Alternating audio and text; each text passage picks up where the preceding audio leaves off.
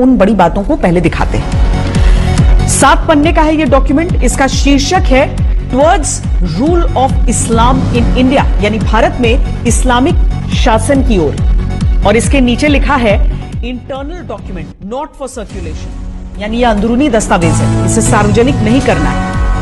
इस डॉक्यूमेंट में क्या क्या लिखा हुआ है वो समझिए। दूसरे पन्ने में लिखा है कि भारत में 9 जिलों में मुसलमानों की आबादी 75% से अधिक है।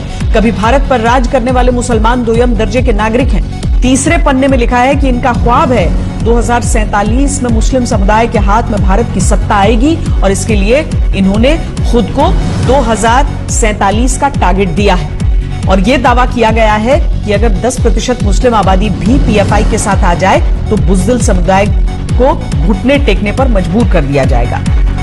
और भारत में इस्लामिक सत्ता स्थापित करने के लिए 4 चरण की प्लानिंग बताई गई है। पहले चरण में मुसलमानों में एकजुटता बनाना, काडर का विस्तार करना, भारत के बजाय मुस्लिम पहचान स्थापित करना और तलवार या रॉड से हमले की ट्रेनिंग देनी होगी। इसे फिजिकल एजुकेशन यानी पीई कहा जाएगा।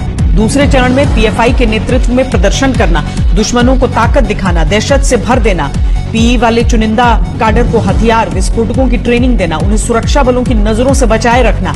इसके साथ ही राष्ट्रीय झंडा, संविधान और अंबेडकर के नाम का इस्तेमाल करना और विदेशों से फंडिंग का इंतजाम करना होगा, ऐसा इस दस्तावेज में लिखा है। इसके बाद तीसरे चरण की बात लिखी है जिसमें दलितों के साथ मिलकर हर स्तर पर चुनाव लड़ना, आरएसएस और दलितों के बीच दूरी पैदा करना, हथियार और विस्फोटक इकट्ठा करने की बात इसमें लिखी गई है। चौथे चरण में पीएफआई मुस्लिम समुदाय का एकमात्र नेतृत्व होगा, दूसरे मुस्लिम संगठन दरकिनार कर दिए जाएंगे। तब तक 50% दलित पिछड़ा जनजाति वोट बैंक साथ आ जाएगा, पार्टी राष्ट्रीय स्तर पर सत्ता में आ जाएगी। इसी सीक्रेट दस्तावेज के 6ठे पन्ने पर यह बताया गया है कि पीएफआई के काडर को हथियारों और विस्फोटकों की ट्रेनिंग कैसे दी जाएगी, कहां से ट्रेनर आएंगे, कहां हथियारों का जखीरा जमा किया जाएगा। और 7वें पन्ने पर लिखा गया है कि संघ और हिंदूवादी नेताओं के निजी जानकारियों का डेटाबेस तैयार रखा जाएगा।